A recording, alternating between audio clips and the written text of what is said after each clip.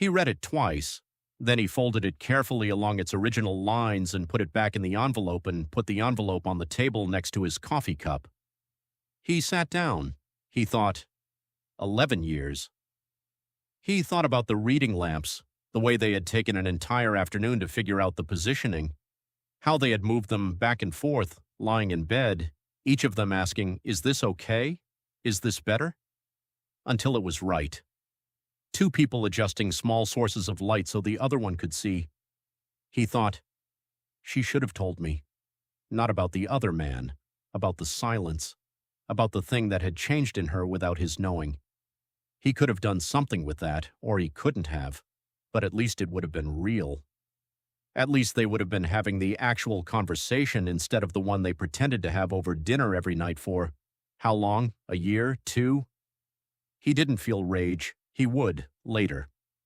Right now, he felt something quieter and more disorienting, the feeling of walking through a familiar room and finding that the floor was slightly lower than you'd remembered. Not a fall, just a shift, just the ground being somewhere other than where you'd placed it. He called in sick to work. He spent the morning sitting in the apartment, moving from room to room without purpose. He stood in the bedroom for a long time, looking at her reading lamp.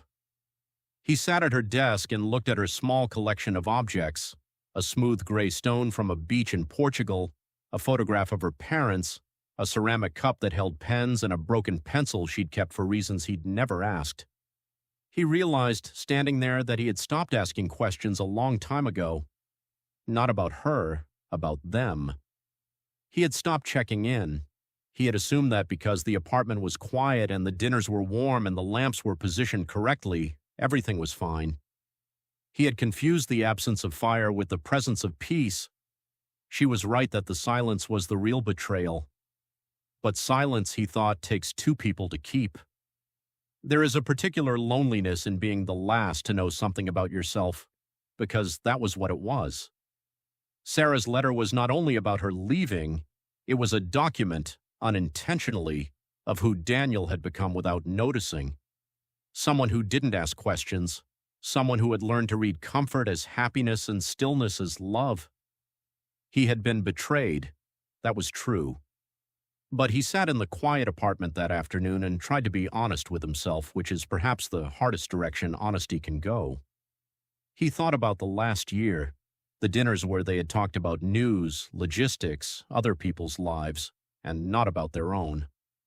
The weekends that passed without either of them saying, "What do you need? How are you, really?" The nights they lay in the light of their carefully positioned lamps and read separate books and called it closeness. He had participated in the silence too. He had been comfortable and he had called it love, and he had not looked closely enough at the difference. That evening he called his brother.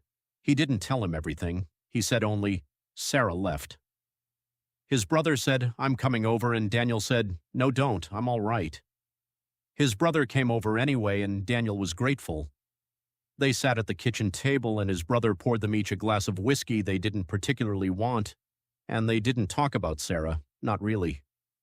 They talked about other things, their father, a film Daniel hadn't seen, a stretch of terrible weather predicted for the end of the week. And Daniel thought, this is also what it means to be loved.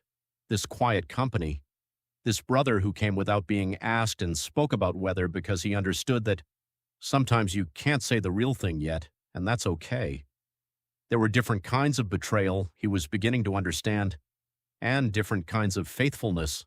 The faithfulness of staying, the faithfulness of showing up, the faithfulness of sitting at a kitchen table in the evening with someone who is hurt and talking about the weather and refilling the glass. He did not know that night whether he would forgive Sarah. He didn't know if forgiveness was even the right word for what was needed, or whether the word he was looking for was something quieter, understanding maybe, or release. What he knew was that the apartment was very still, and the lamp on his side of the bed was still positioned correctly, and that he had 11 years of a life that had been real, whatever happened in its final chapter. He knew that he had loved someone and been loved, and that the ending of a thing did not unmake the thing. He knew that the coffee had been hot, and that the pigeon had looked at him without judgment, and that his brother had poured whiskey and talked about weather, and that somewhere in all of that was something he could hold on to. He turned off the light. He slept. In the morning, he would call her. But tonight was for the quiet and the dark and the small work of surviving something that you did not see coming, which is to say, the work of being human.